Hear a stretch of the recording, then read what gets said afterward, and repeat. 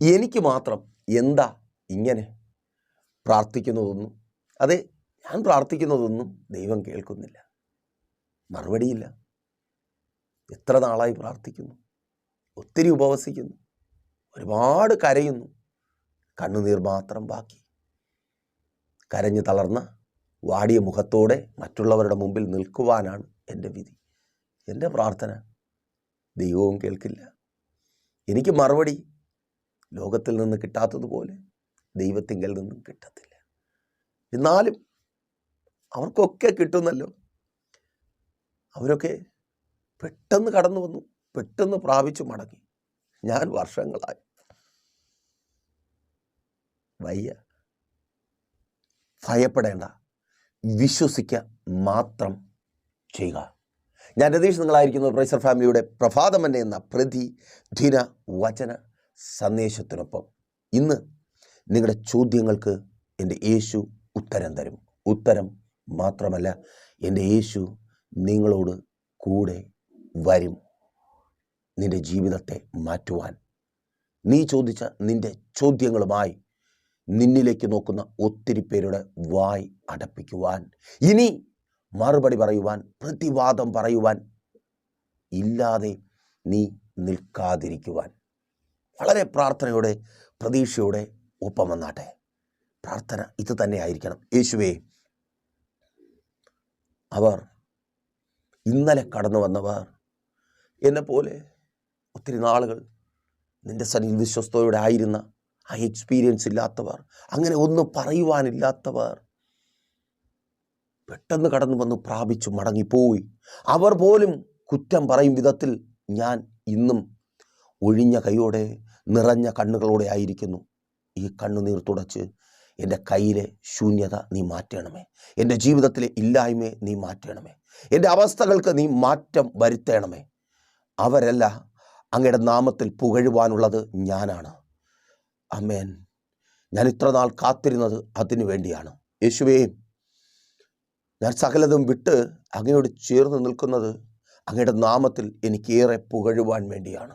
അങ്ങയുടെ നാമം ഏറ്റവും അധികം ഈ കാലഘട്ടത്തിൽ ഉയരേണ്ടത് എന്നിലൂടെയാണ്. പ്രാർത്ഥന ഇത് തന്നെ ആയിരിക്കണം.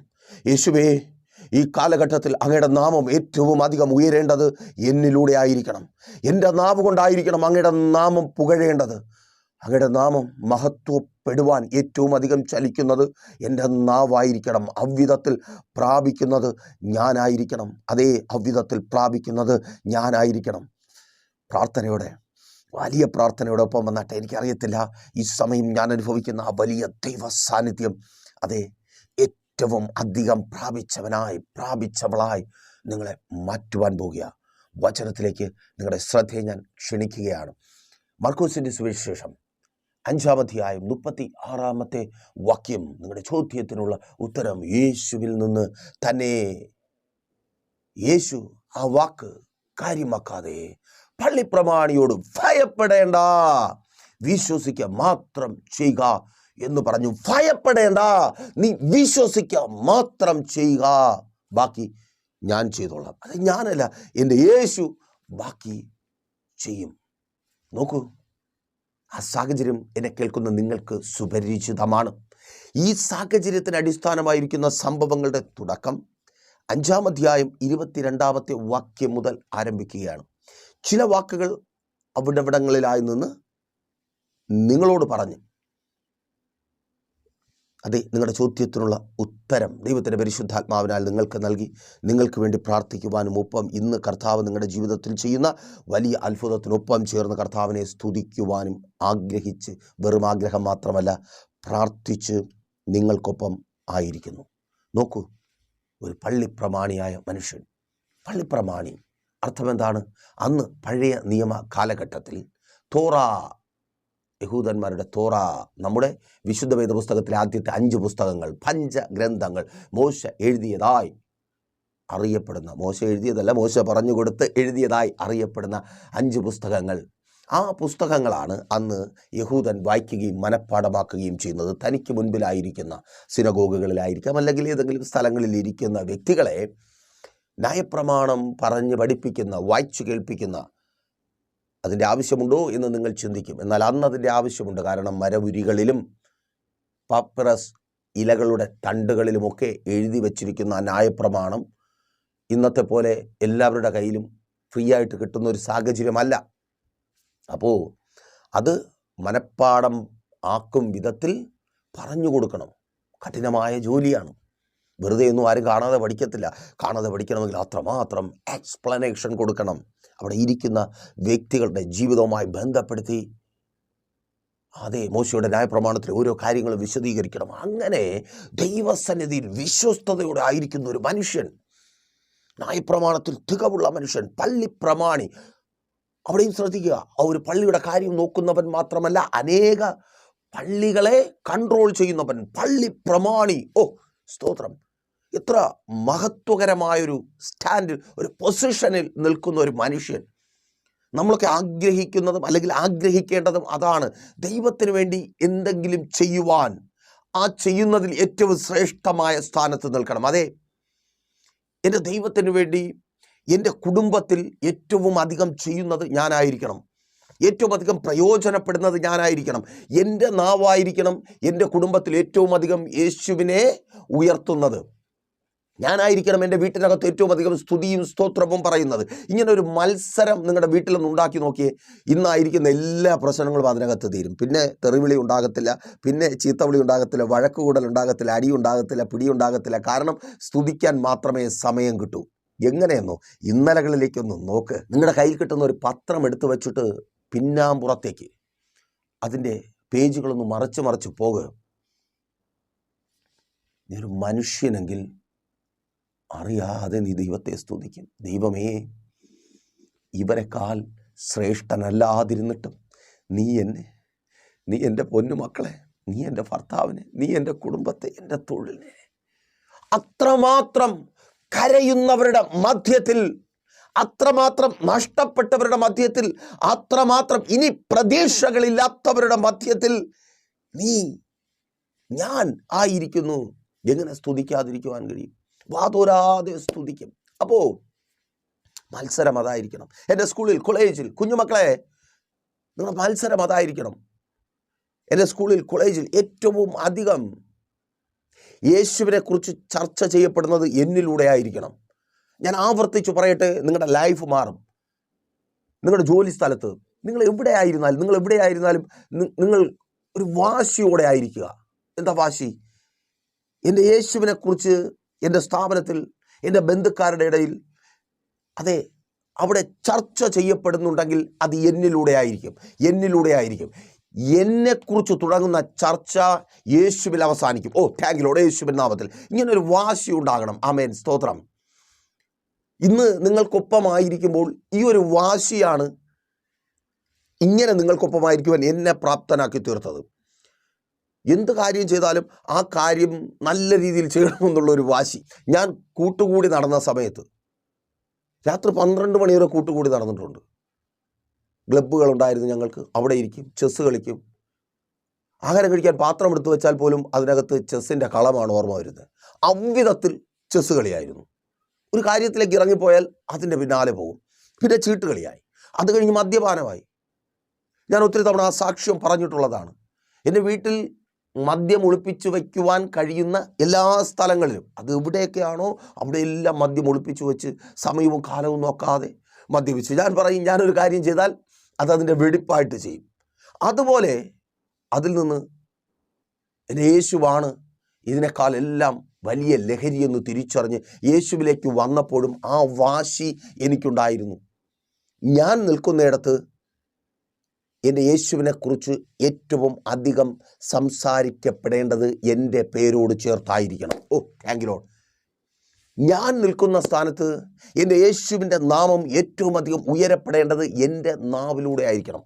ആ വാശിയാണ് ഇന്ന് നിങ്ങൾക്ക് മുമ്പിൽ ഇരിക്കുവാൻ തക്കവണ്ണം എന്നെ കർത്താവ് പ്രാപ്തനാക്കി തീർത്തത്. അപ്പോൾ ആ വാശി അത് അത്യാവശ്യമാണ്. നോക്കിയേ, അപ്പോൾ ഇങ്ങനെ ന്യായപ്രമാണം പഠിപ്പിക്കുന്ന പള്ളിപ്രമാണിയായൊരു മനുഷ്യൻ.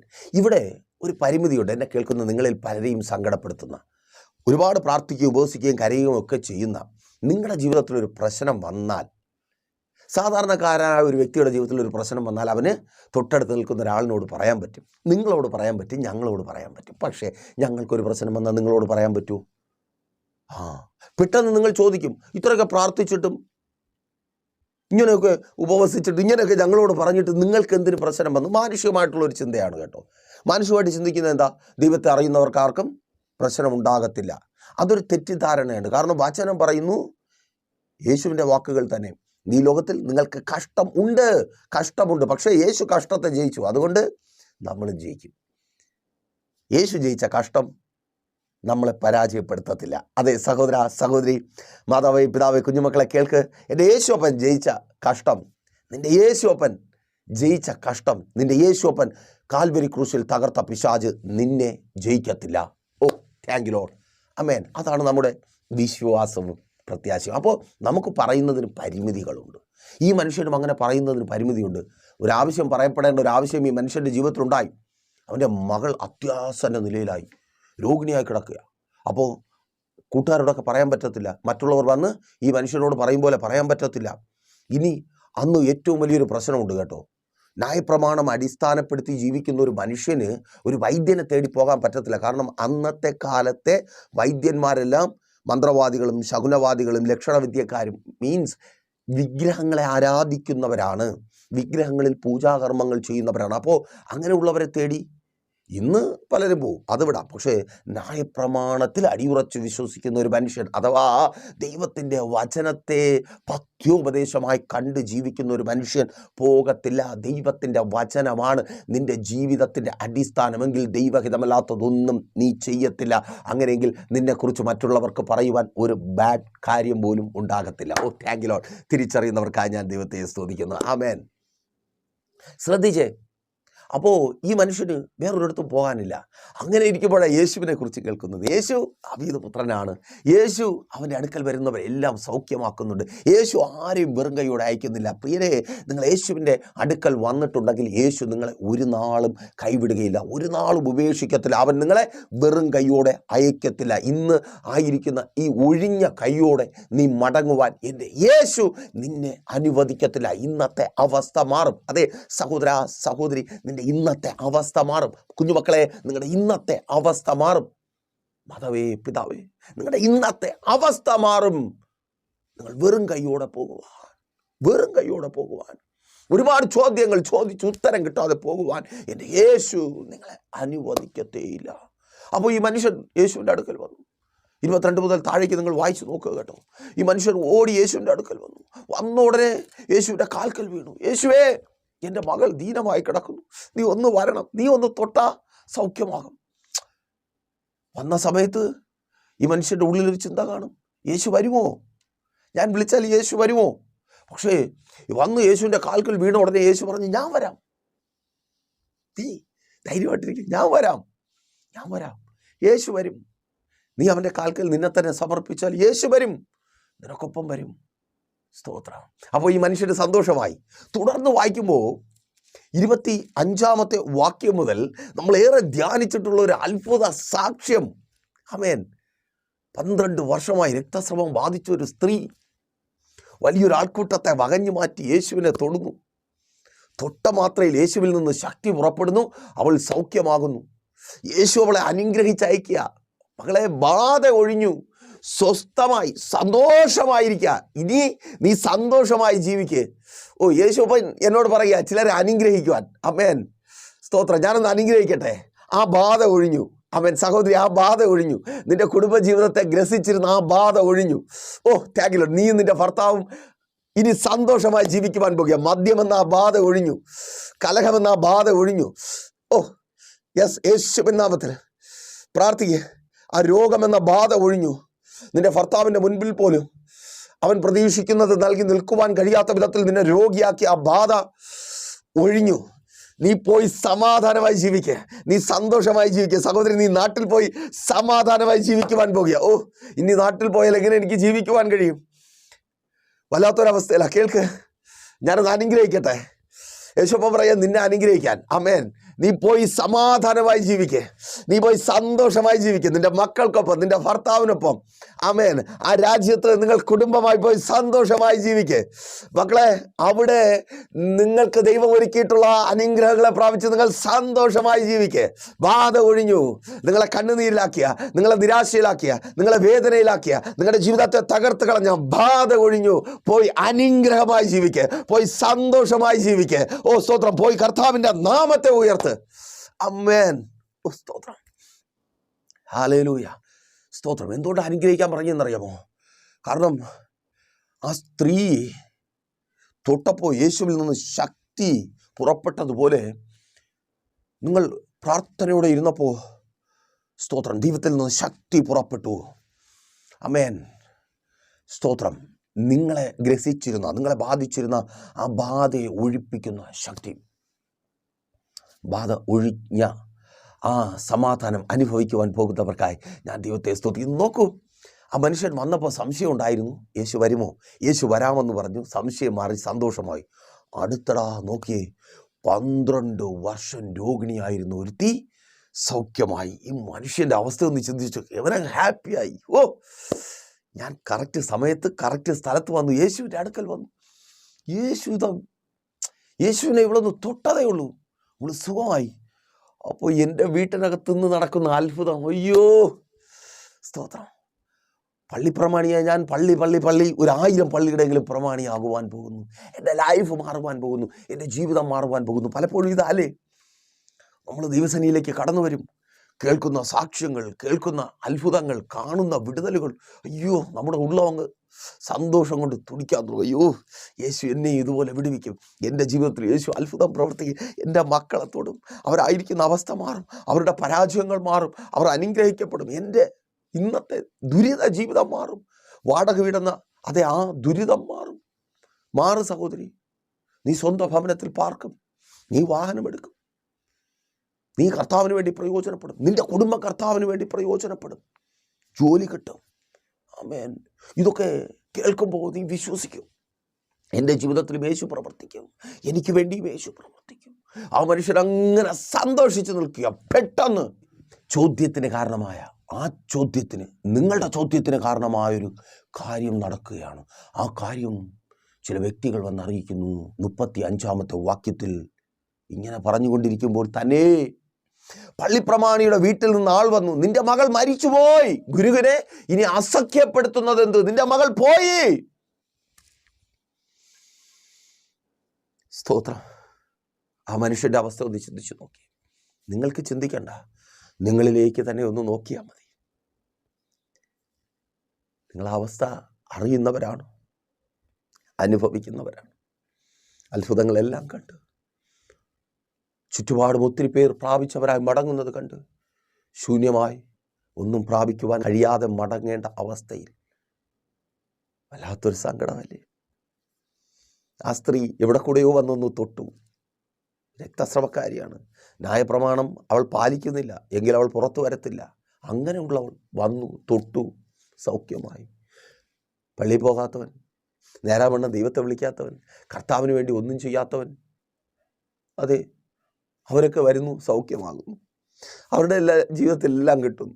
വർഷങ്ങളോട് പ്രാർത്ഥിക്കുന്ന എൻ്റെ ജീവിതത്തിൽ മാത്രം, കുറേ കാലമായിട്ട് കരയുന്ന എൻ്റെ ജീവിതത്തിൽ മാത്രം, എനിക്ക് മാത്രം അല്ലേ? ഈ മനുഷ്യനൊന്ന് നോക്കി, അവൻ പള്ളിപ്രമാണിയാണ്, ന്യായപ്രമാണം അനുസരിച്ച് ജീവിക്കുന്നവനാണ്, യേശുവിനെ കണ്ടവരുടെ കാൽക്കൽ വീണവനാണ്, സറണ്ടർ ചെയ്തവനാണ്. എന്നിട്ട് എൻ്റെ ജീവിതത്തിൽ എന്താ ഇങ്ങനെ? ഞാൻ എന്നെ തന്നെ യേശുവിനെ സമർപ്പിച്ചില്ലേ? ഞാൻ യേശുവില്ലാതൊരു ജീവിതം വേണ്ട എന്ന് തീരുമാനമെടുത്തില്ലേ? എൻ്റെ പല ഇഷ്ടങ്ങളും മാറ്റിവെച്ചില്ലേ? എൻ്റെ പല കൊതികളും മാറ്റിവെച്ചില്ലേ? എൻ്റെ പല ആഗ്രഹങ്ങളും വേണ്ടെന്ന് വെച്ചില്ലേ? പലരും എന്നോട് മിണ്ടാതായപ്പോഴും, പലരും എന്നെ പരിഹസിച്ചപ്പോഴും, പ്രിയപ്പെട്ട പലരും മാറിപ്പോയപ്പോഴും എൻ്റെ യേശു മാത്രം മതിയെന്ന് ഞാൻ കരുതിയില്ല. എന്നിട്ടും എന്താ നോക്കിയേ, ആ ദുരന്തം, മകൾ മരിച്ചുപോയി, അത് ദുരന്തമാണ്. അക്ഷരികമായിട്ടല്ല, അവിധത്തിൽ മരണപ്പെട്ടു പോയ ചിലർ എന്നെ കേൾക്കുന്നുണ്ട്, ഉണ്ട്. എന്നാൽ മരിച്ചുപോയി. കർത്താവ് നിനക്ക് വേണ്ടി ഇന്നൊരു അത്ഭുതത്തെ പ്രവർത്തിക്കും. നിൻ്റെ മക്കളെ നീ മരിച്ചുപോയതായി കാണുന്ന നിൻ്റെ തലമുറകളെ കർത്താവ് ഇന്ന് പുറത്തു കൊണ്ടുവരും. പ്രിയ മാതാവേ, പ്രാർത്ഥിക്കുന്ന, കരയുന്ന, ഉപവസിക്കുന്ന നിൻ്റെ തലമുറകളെ കർത്താവ് പുറത്തു കൊണ്ടുവരും. ആമേൻ. നോക്കിയേ, യേശുവിനെ ഇനി അസഹ്യപ്പെടുത്തണ്ട. യേശുവിന് അപ്പോൾ ഇങ്ങനെ പറയാമായിരുന്നു, പോട്ടെ പള്ളി പ്രമാണി, നീ മടങ്ങിപ്പോയിക്കോ, എന്തായാലും നീ ഇവിടെ വന്നതല്ലേ, സാരമില്ല, നീ വിഷമിക്കണ്ട, നിനക്ക് വേണ്ടി ഞാൻ പ്രാർത്ഥിക്കാം, അല്ലെങ്കിൽ നിന്നെ ആശ്വസിപ്പിക്കാം എന്ന് പറഞ്ഞ് ചേർത്ത് പിടിച്ചിട്ട് യേശുവിന് അവനെ മടക്കി അയക്കാമായിരുന്നു. പക്ഷേ യേശു അവനോട് കൂടെ പോയി. 2 പേർ ന്യായപ്രമാണം അനുസരിക്കാത്തൊരുത്തി പെട്ടെന്ന് ലോകം മുഴുവനും വിടുതൽ അന്വേഷിച്ച് നടന്ന് കിട്ടാത്തത് കൊണ്ട് യേശുവിൻ്റെ അടുക്കൽ വന്ന വ്യക്തി, സ്ത്രീ, അവൾ സൗഖ്യം പ്രാപിച്ച് മടങ്ങുന്നു, ചാടുന്നു, തുള്ളുന്നു, നൃത്തം ചെയ്യുന്നു, ആൾക്കൂട്ടത്തിലെ അട്രാക്ഷൻ ആകുന്നു. അവൾ എല്ലാവരോടും വിളിച്ചു പറയുന്നുണ്ട്, ഞാൻ ഇങ്ങനെ കറങ്ങി, ഇങ്ങനെ തിരിഞ്ഞു, ഇങ്ങനെ എനിക്ക് സൗഖ്യമായി, ഞാൻ ഇങ്ങനെ മറിഞ്ഞപ്പോൾ, ഇങ്ങനെ ഞരങ്ങിയപ്പോൾ, ഇങ്ങനെ ടേൺ ചെയ്തപ്പോൾ, ഇങ്ങനെ തൊട്ടപ്പോൾ എനിക്ക് സൗഖ്യമായ. അത് കേൾക്കുവാനും ഫോളോ ചെയ്യുവാനും ആൾക്കാരുണ്ട്. വലിയ ആൾക്കൂട്ടത്തിലെ അട്രാക്ഷനായി അവൾ അതേ ഒത്തിരി പേർ. എന്നാൽ ഈ മനുഷ്യൻ ആരുടെയും അട്രാക്ഷൻ അല്ല, കരയുന്നവനായി, തളർന്നവനായി. ആൾക്കൂട്ടം അവൻ്റെ കൂടെയില്ല, പക്ഷേ അവൻ്റെ കൂടെ യേശുവുണ്ട്. നിൻ്റെ കൂടെ യേശുവുണ്ട്. നിനക്ക് മാത്രം എന്തെന്ന് ചോദിച്ച് കരയുമ്പോൾ നീ തിരിച്ചറിയും, കണ്ണുനീരിന് കാരണമായ വിടുതൽ നിനക്കൊപ്പമില്ല, പക്ഷേ നിനക്കൊപ്പം യേശുവുണ്ട്. ആ യേശു നിന്നോട് പറയുന്നു, ഭയപ്പെടേണ്ട, വിശ്വസിക്കുക മാത്രം ചെയ്യുക. സഹോദരി, സഹോദര, ഭയപ്പെടേണ്ട, വിശ്വസിക്കുക മാത്രം ചെയ്യുക. നഷ്ടപ്പെട്ടെന്ന് പോയെന്ന് നീ കരുതിയായിരിക്കുന്ന ആ തൊഴിൽ, ആ വരുമാന മാർഗം നഷ്ടപ്പെട്ടു പോകുവാൻ എൻ്റെ ദൈവം അനുവദിക്കത്തില്ല. ഭയപ്പെടേണ്ട. സ്തോത്രം. അതേ, നിൻ്റെ കുടുംബം തകർന്നു പോയെന്ന് ഭയപ്പെടേണ്ട. ആമേൻ. എൻ്റെ യേശു നിന്നോട് കൂടെയുണ്ട്. ഡോക്ടർ പറഞ്ഞു, അയ്യോ സൗഖ്യമാകത്തില്ല, ഇല്ല ഇല്ല ഇല്ല, ഇനി പ്രതീക്ഷ വയ്ക്കണ്ട, ഇനി ഇങ്ങോട്ട് വരണ്ട, വീട്ടിൽ തന്നെ ഇരുന്നാൽ മതി, ഞാൻ എന്തെങ്കിലും ഉണ്ടെങ്കിൽ എഴുതി. നോ നോ നോ നോ, ഭയപ്പെടേണ്ട. സ്തോത്രം. ഭയപ്പെടേണ്ട, നീ വിശ്വസിക്കാൻ മാത്രം ചെയ്യുക. സ്തോത്രം. യേശു ഇന്നൊരത്ഭുതത്തെ നിനക്ക് വേണ്ടി ചെയ്യും. അതിന് യേശു നിന്നോട് കൂടെ വരിക. ആശുപത്രിയിൽ നിന്നൊരു പാവ കണക്കെ ഇറങ്ങിപ്പോയ നീ തളർന്ന് വഴിയിൽ വീണു പോകാതിരുന്നത് യേശു നിന്നോട് കൂടെ ഉള്ളത് കൊണ്ടാണ്. എന്തിനാ യേശു കൂടെ വരുന്നത്? അവൻ നോക്കിയേ, യേശു കൂടെ പോയി ആ ഭവനത്തിൽ ചെന്നു. തുടർന്ന് നിങ്ങൾ വായിക്കുക ആ അധ്യായം മുഴുവൻ. പലവരും വായിച്ചോ, നിങ്ങളെ കർത്താവ് തൊടും. ആമേൻ. യേശു കൂടെ പോയി. അവിടെ മൊത്തം ബഹളമാണ്, കരച്ചിലാ, ഭയങ്കരമായ കരച്ചിൽ. അവരെല്ലാം നേരത്തെ കണക്ക് കൂട്ടി, ഈ കുഞ്ഞ് അധികം ജീവിക്കത്തില്ല, ഈ കുഞ്ഞ് രക്ഷപ്പെടത്തില്ല, അതുകൊണ്ടാണ് പ്രാർത്ഥിക്കുമ്പോൾ നിന്നെ കളിയാക്കുന്നേ. ആമേൻ. അവർക്കറിയാം രക്ഷപ്പെടത്തില്ലെന്ന്. ആമേൻ. അവൻ രക്ഷപ്പെടത്തില്ലെന്ന് പറഞ്ഞാൽ അവർ കളിയാക്കുന്നേ. നിന്റെ രോഗം മാറത്തില്ലെന്ന് പറഞ്ഞാൽ അവർ കളിയാക്കുന്നേ. നീ നന്നാവത്തില്ലെന്ന് പറഞ്ഞാൽ കളിയാക്കുന്നേ. അവർക്കറിയാം, ലോകത്തിൻ്റെ അറിവ് അവർക്കുണ്ട്. എന്നാൽ ദൈവത്തിൻ്റെ അറിവ് ഈ സമയം നിന്നോട് ഞാൻ പങ്കുവയ്ക്കട്ടെ. ഭയപ്പെടേണ്ട, വിശ്വസിക്കാൻ മാത്രം ചെയ്യുക. യേശു നിനക്ക് വേണ്ടി ഇന്നൊരത്ഭുതത്തെ പ്രവർത്തിക്കുവാൻ നിൻ്റെ വീട്ടിനകത്ത് വന്നിട്ടുണ്ട്, നിൻ്റെ മുറിക്കകത്ത് വന്നിട്ടുണ്ട്. നീ ആയിരിക്കുന്ന ആശുപത്രി കിടക്കയിൽ എൻ്റെ യേശു വന്നിട്ടുണ്ട്. സ്തോത്രം. മരിച്ചു കിടക്കുന്നവളെ നോക്കൂ, 40-ാമത്തെ വാക്യം. പുറത്താക്കേണ്ടവരെ യേശു പുറത്താക്കി, എല്ലാവരെയും പുറത്താക്കി. പിന്നെ അകത്ത് ചെന്നു. 41 പറയുന്നു, ബാലെ എഴുന്നേൽക്ക എന്ന് പറഞ്ഞു കുട്ടിയുടെ കരം പിടിച്ചു. ബാലെ എഴുന്നേൽക്ക എന്ന് പറഞ്ഞ് നിന്റെ മകളുടെ കരം യേശു പിടിക്കുക, നിന്റെ മകൻ്റെ കരം യേശു പിടിക്കുക, നിന്റെ തൊഴിൽ മേഖല യേശു എഴുന്നേൽപ്പിക്കുക. സ്തോത്രം. എത്ര പേർ തിരിച്ചറിയുന്നുണ്ട്? നിന്റെ ശരീരത്തെ യേശു എഴുന്നേൽപ്പിക്കുക. രോഗം ബാധിച്ച് ബലഹീനപ്പെട്ടു പോയ ശരീരത്തെ, തകർന്നു പോയി നിന്റെ കുടുംബ ജീവിതത്തെ എഴുന്നേൽപ്പിക്കുക. ചുറ്റും കരയുന്ന ഒത്തിരി പേര് നീ കാണുന്നുണ്ടല്ലോ, നീയും കരയുന്നുണ്ടല്ലോ. അയ്യോ പോയി, എൻ്റെ കുടുംബം തകർന്നു, എൻ്റെ ഭർത്താവ് പോയി, എൻ്റെ മക്കൾ പോയി, എൻ്റെ ഭാര്യ പോയി. ഇല്ല, എഴുന്നേൽപ്പിക്കുക. ശുശ്രൂഷക, എൻ്റെ ശുശ്രൂഷ പോയി, എൻ്റെ ആത്മീയ ജീവിതം നഷ്ടപ്പെട്ടു. നീ കരയുക, യേശു എഴുന്നേൽപ്പിക്കുക. യേശുവിൻ നാമത്തിൽ നിൻ്റെ ഭാവി യേശു എഴുന്നേൽപ്പിക്കുക. യേശുവിൻ നാമത്തിൽ തടസ്സമായി നിൽക്കുന്നതിനെയൊക്കെ മാറ്റി പുറത്താക്കേണ്ടതിനെല്ലാം പുറത്താക്കി യേശു എഴുന്നേൽപ്പിക്കുക. യേശുവിൻ നാമത്തിൽ ഇന്ന് ചിലത് എഴുന്നേൽക്കുക. വിശ്വസിക്കുന്ന സഹോദരി സഹോദര, നിന്റെ ചോദ്യത്തിന് ഉത്തരവുമായി യേശു നിന്റെ ഭവനത്തിനകത്ത് വന്നിട്ടുണ്ട്. എന്തുകൊണ്ട് എൻ്റെ ജീവിതത്തിൽ മാത്രം ഈ കഷ്ടത എന്ന ചോദ്യത്തിന് ഉത്തരമായി യേശു നിന്റെ അടുക്കൽ വന്നിട്ടുണ്ട്. ചോദിക്ക് ദൈവദാസനെ, എന്തുകൊണ്ട് എൻ്റെ ജീവിതത്തിൽ കഷ്ടത ഉണ്ടെങ്കിൽ യേശു നിന്റെ കൂടെയുണ്ട്. ആമേൻ. ആ കഷ്ടതയിൽ നീ തീർന്നു പോകത്തില്ല. നീ അധികം കരഞ്ഞിട്ടുണ്ടെങ്കിൽ, അധികം പ്രാർത്ഥിച്ചിട്ടുണ്ടെങ്കിൽ, അധികം വിശ്വസ്തയോടെ നിന്നിട്ടുണ്ടെങ്കിൽ, അധികം കൊടുത്തിട്ടുണ്ടെങ്കിൽ, ദൈവസന്നിധിയിൽ നിന്നെ തന്നെ സമർപ്പിച്ചിട്ടുണ്ടെങ്കിൽ നീ തകർന്നു പോകുവാൻ എൻ്റെ ദൈവം അനുവദിക്കത്തേ ഇല്ല. ആമേൻ. ഈ മെസ്സേജ് കഴിഞ്ഞ മാസത്തെ ഒരു കൗൺസിലിങ്ങിന് വേണ്ടി കർത്താവ് എനിക്ക് നൽകിയ ആലോചനയാണ്. രാവിലെ 10 മണി മുതൽ വൈകുന്നേരം 5 മണി വരെയുള്ള ഒരു സെക്ഷൻ. ഒത്തിരി ഫാമിലീസ് ഉണ്ടായിരുന്നു, വിശ്വാസികളായി അവിശ്വാസികളായി പല വിഷയങ്ങളുമായി ബന്ധപ്പെട്ടായിരിക്കുന്നവർ. ആദ്യത്തെ സെക്ഷൻ കഴിഞ്ഞു. കർത്താവ് ബലപ്പെടുത്തി അനുഗ്രഹീതമായി ആധികാരികതയോടെയും അഭിഷേകത്തിൻ്റെ നിറവിലാലും ഈ വചനം, ഈ വേദഭാഗങ്ങൾ വിശാലമായി തന്നെ ധ്യാനിക്കുവാൻ കർത്താവ് അവസരം നൽകി. ഒത്തിരി പേർ ദൈവസാന്നിധ്യം അനുഭവിച്ചു. ഒത്തിരി പേർ ദൈവത്തിൻ്റെ ശബ്ദം കേട്ടു. വിടുതലുകൾ സംഭവിച്ചു. അടുത്ത സെക്ഷൻ ഞങ്ങൾ പരസ്പരം സംവാദിക്കുന്നൊരു സെക്ഷൻ. അപ്പോൾ പലരുടെയും സംശയം ഇതായിരുന്നു, എങ്ങനെ ഞങ്ങൾക്കിതിന് സാധിക്കും? ഞാൻ ഒത്തിരി അനുഭവങ്ങളിലൂടെ, ഉദാഹരണങ്ങളിലൂടെ ഒരു പകലിൻ്റെ പകുതി സമയം അവരെ നടത്തിയതാണ്. എന്നിട്ടും അവർക്ക് സംശയം, എങ്ങനെ ഇത് സാധിക്കും? എങ്ങനെ വിശ്വസിക്കുക മാത്രം ചെയ്തുകൊണ്ട് മുൻപോട്ട് പോകുവാൻ കഴിയും? ഉത്തരം, ഉപവാസ പ്രാർത്ഥന.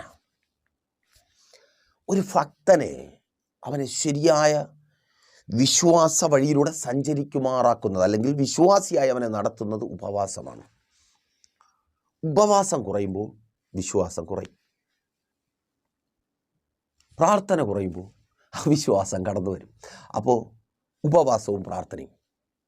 അവിടെയും ഒത്തിരി പേർ സംശയം ചോദിച്ചു. എന്നെ കേൾക്കുന്ന നിങ്ങൾക്കറിയാം, പ്രൈസർ ഫാമിലിക്കൊപ്പമുള്ളവർക്ക് ഉപവസിക്കുവാൻ ഒരു പാടുമില്ല. നിങ്ങൾ ലോകത്തിൻ്റെ ഏത് ഭാഗത്ത്, ഏത് സാഹചര്യത്തിൽ, ഏത് അവസ്ഥയിൽ, ഏത് തൊഴിൽ ചെയ്തായിരിക്കുന്ന വ്യക്തിക്കും പ്രൈസർ ഫാമിലിക്കൊപ്പം ചേർന്ന് ഉപവസിക്കുവാൻ കഴിയും.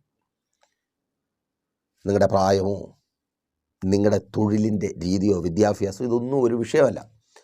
നിങ്ങൾക്ക് ഇത്ര സമയം വെറുതെ ദൈവസന്നിധിയിൽ ഇരിക്കാൻ പറ്റും അല്ലെങ്കിൽ പറ്റണം എന്നതൊരു നിർബന്ധമല്ല. ഭക്ഷണം കഴിക്കാതിരിക്കണം, മെഡിസിൻ എടുക്കുന്നവരുണ്ട്, നിർബന്ധമല്ല. ജോലി ചെയ്യുന്നവരുണ്ട്. അപ്പോൾ ഈ വിധ നിർബന്ധങ്ങളൊന്നുമില്ലാതെ പരമ്പരാഗതമായ രീതിയിലല്ലാതെ നമുക്ക് ഉപവസിക്കുവാനായിട്ട് കഴിയും. അങ്ങനെ നിങ്ങളുടേത് മാത്രമായ ഒരു വിഷയത്തിന് വേണ്ടി ഉപവസിക്കുവാൻ, പ്രൈസർ ഫാമിലിക്കൊപ്പം ചേർന്ന് ഉപവസിക്കുവാൻ നിങ്ങൾ ആഗ്രഹിക്കുന്നുവെങ്കിൽ പ്രൈസർ ഫാമിലിയിലേക്ക് കോൺടാക്റ്റ് ചെയ്യുക. അതെ, പ്രാർത്ഥനയും ഉപവാസവുമാണ് നിങ്ങളെ വിശ്വാസത്തോടെ മുൻപോട്ട് പോകുവാൻ സഹായിക്കുന്നത്.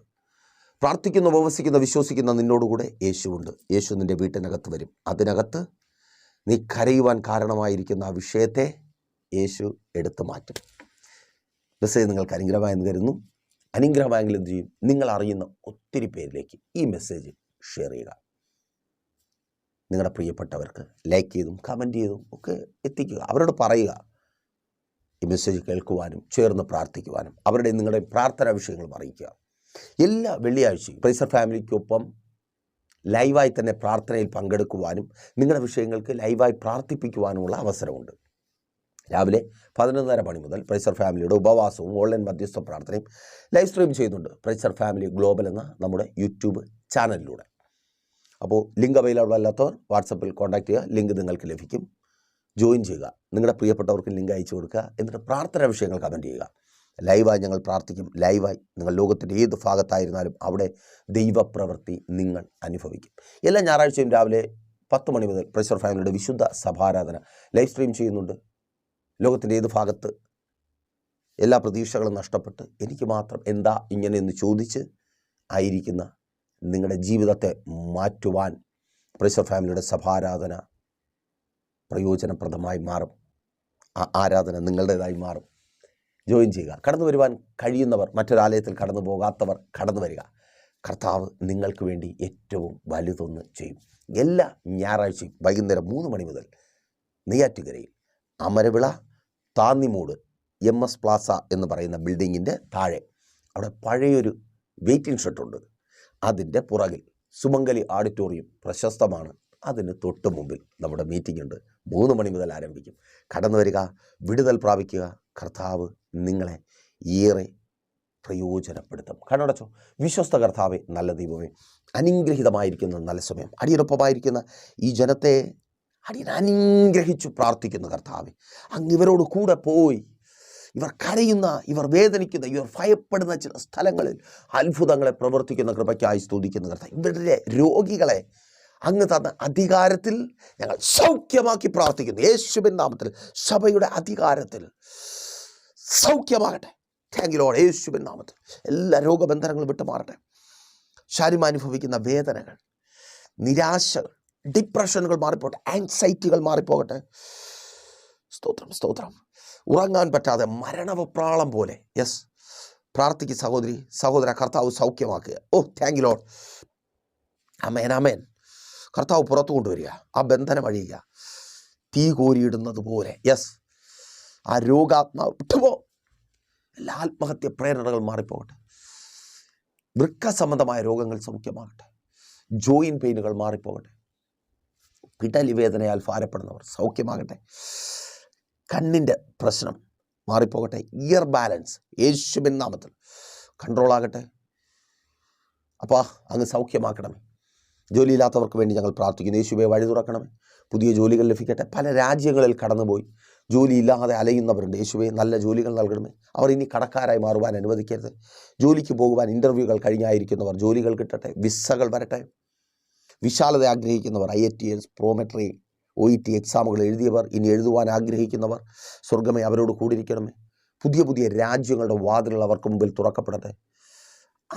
അടുത്ത ലെവലുകൾ, യെസ്, യേശുവിൻ നാമത്തിൽ സാമ്പത്തികമായ ഉന്നമനത്തിൻ്റെ അടുത്ത ലെവലുകൾ, ഓ, ആ പടവുകൾ അവർ കയറട്ടെ. യേശുവിൻ നാമത്തിൽ അപ്പനങ്ങ് പ്രവർത്തിക്കണം. യേശുവേ, ഇവരോടങ്ങ് കൂടിയിരിക്കണം. Thank you Lord. യേശുവിൻ നാമത്തിൽ, യെസ്, ആമേൻ. വഴി തുറക്കപ്പെടട്ടെ. തൊഴിലില്ലാതെ ഭാരപ്പെടുന്നവർ, സ്വർഗമേ അങ്ങ് അത്ഭുതം പ്രവർത്തിക്കണം. എല്ലാ കടഭാരന്മാരുടെ പലിശക്കടങ്ങൾ, ജപ്തി നോട്ടീസുകൾ മാറിപ്പോകട്ടെ. കൊടുത്തു തീർക്കുവാൻ തക്കവണ്ണം ഇവർക്ക് മുമ്പിൽ വഴികൾ വിശാലതയിൽ തുറക്കപ്പെടട്ടെ. എല്ലാ ദാരിദ്ര്യവും മാറട്ടെ. എല്ലാ ഇല്ലായ്മയും മാറിപ്പോകട്ടെ. ഓ, താങ്ക് യു ലോർഡ്. യേശുവിൻ നാമത്തിൽ അപ്പാ, ഇതുവരുടെ അത്ഭുതത്തിൻ്റെ ദിവസമായി മാറട്ടെ. ആമേൻ. ജപ്തി നോട്ടീസുകൾ, യെസ്, അത് കണ്ട് ഭയന്നായിരിക്കുന്നവർ കൺമുമ്പിൽ നിന്ന് അത് മാറിപ്പോകട്ടെ. ജപ്തി നടപടികളെ റദ്ദ് ചെയ്ത് പ്രാർത്ഥിക്കുന്നു കർത്താവേ. ഭവനമില്ലാത്തവർക്ക് ഭവനം നൽകണമേ. വസ്തുക്കൾ വാങ്ങട്ടെ, വാഹനങ്ങൾ വാങ്ങട്ടെ. യെസ്, കുടുംബജീവിതങ്ങൾ അനുഗ്രഹിക്കപ്പെടുന്ന ഭാര്യ ഭർത്താവ് സ്നേഹത്തിൽ ചേർന്ന് വരട്ടെ. സംശയരോഗങ്ങൾ മാറിപ്പോകട്ടെ. മദ്യപാന വ്യഭിചാര വെറിക്കൂത്തുകൾ കുടുംബങ്ങൾക്കകത്തുനിന്ന് മാറിപ്പോകട്ടെ. തലമുറകൾ അവരുടെ വിദ്യാഭ്യാസ ഭാവി അനുഗ്രഹമായി തീരട്ടെ. നല്ല റിസൾട്ടുകൾ ഉണ്ടാകട്ടെ. വിവാഹ ബന്ധങ്ങൾ നടക്കട്ടെ. ഉദരഫലങ്ങൾ ജനിക്കട്ടെ. യെസ്, ബിസിനസ്സുകൾ ചെയ്യുന്നവർ, സ്വദേശത്തും വിദേശത്തും ബിസിനസ്സുകൾ ചെയ്യുന്നവർ അനുഗ്രഹിക്കപ്പെടട്ടെ. നിയമ നടപടികൾ നേരിടുന്നവർ പുറത്തു വരട്ടെ. ചില സാമ്പത്തികമായ നന്മകളെ പ്രതീക്ഷിച്ചായിരിക്കുന്നവർ അത് കരങ്ങളിൽ ലഭിക്കട്ടെ. ആ തടസ്സം മാറട്ടെ. പ്രാർത്ഥിക്കുക സഹോദരി, സഹോദര, പ്രാർത്ഥിക്കുക. നിൻ്റെ നന്മ, നിൻ്റെ അധ്വാന ഫലം അത് നിൻ്റെ കരങ്ങളിൽ വരിക. പ്രാർത്ഥനാ ജീവിതമുള്ളവരായി മാറട്ടെ. ശുശ്രൂഷകന്മാർ അനുഗ്രഹിക്കപ്പെടട്ടെ. പിതാവിൻ്റെയും പുത്രൻ്റെയും പരിശുദ്ധാത്മാവിൻ്റെ നാമത്തിൽ ഈ ജനത്തെ അനുഗ്രഹിച്ചു പ്രാർത്ഥിക്കുന്നു. അനുഗ്രഹമാക്കി പരിപാലിക്കും. യേശുവിൻ നാമത്തിൽ തന്നെ, ആമേൻ. അപ്പോൾ മറക്കാതെ നിങ്ങളുടെ വിലയേറിയ അഭിപ്രായങ്ങളും നിർദ്ദേശങ്ങളും ഞങ്ങളെ അറിയിക്കുമല്ലോ. നാളെ പകലും ദൈവം വെച്ചാൽ നമ്മൾ ഒരുമിച്ചായിരുന്നു കേട്ടനുഗ്രഹം പ്രാപിച്ച പ്രൈസർ ഫാമിലിയുടെ പ്രഭാതം എന്ന പ്രതിദിന വചന സന്ദേശത്തിനൊപ്പം നമ്മൾ ഒരുമിച്ച് തന്നെ ആയിരിക്കും. അതുവരെയും പ്രിയരെ, ഹാവ് എ നൈസ് ഡേ. പ്രീഷർ ഫാമിലി ഗ്ലോബൽ മിനിസ്ട്രിയുടെ വിശുദ്ധ സഭാരാധന എല്ലാ ഞായറാഴ്ചയും രാവിലെ 10 മണി മുതലും എല്ലാ വെള്ളിയാഴ്ചകളിലും ഉപവാസവും ഓൺലൈൻ മധ്യസ്ഥ പ്രാർത്ഥനയും രാവിലെ 11 മണി മുതലും ഞങ്ങൾ നിങ്ങൾക്കായി ലൈവിൽ പ്രാർത്ഥിക്കുന്നു. നിങ്ങളുടെ പ്രാർത്ഥനാ വിഷയങ്ങൾ കമന്റ് ചെയ്യുക. പ്രീഷർ ഫാമിലി ഗ്ലോബൽ എന്ന നമ്മുടെ യൂട്യൂബ് ചാനലിലൂടെ നിങ്ങൾ ലോകത്തിന്റെ ഏത് ഭാഗത്തായിരുന്നാലും ഞങ്ങൾക്കൊപ്പം ചേർന്ന് പ്രാർത്ഥിക്കുവാനും ആരാധിക്കുവാനും അവസരമുണ്ട്. നേരിട്ട് ആരാധനയിൽ പങ്കെടുക്കുവാനും വിടുതൽ പ്രാപിക്കുവാനും ആഗ്രഹിക്കുന്നവർ ഞായറാഴ്ച രാവിലെ കാർഷിക കോളേജിനടുത്ത് കാക്കാമുല ചാമ്പവിളയിലെ പ്രീഷർ ഫാമിലി വർഷിപ്പ് സെന്ററിലേക്കും ഞായറാഴ്ച വൈകുന്നേരം 3 മണിക്ക് നെയ്യാറ്റിൻകര അമരവിള താന്നിമൂട് സുമംഗലി ഓഡിറ്റോറിയത്തിന് സമീപമുള്ള MS പ്ലാസയിലേക്കും കടന്നു വരിക. നിങ്ങളുടേതായ ഒരു വിഷയത്തിന് വേണ്ടി പ്രാർത്ഥിക്കുവാനും കൗൺസിലിംഗിനുമായി സ്ക്രീനിൽ കാണുന്ന നമ്പറിൽ കോൺടാക്ട് ചെയ്യുക. നിങ്ങൾക്കും ഈ പ്രോഗ്രാം സ്പോൺസർ ചെയ്യുവാനും കർത്താവായ യേശുക്രിസ്തുവിന്റെ സുവിശേഷം അനേകരിലേക്ക് എത്തിക്കുവാനും അവസരമുണ്ട്. പ്രാർത്ഥനയോടെ വിളിക്കുക. ആമേൻ.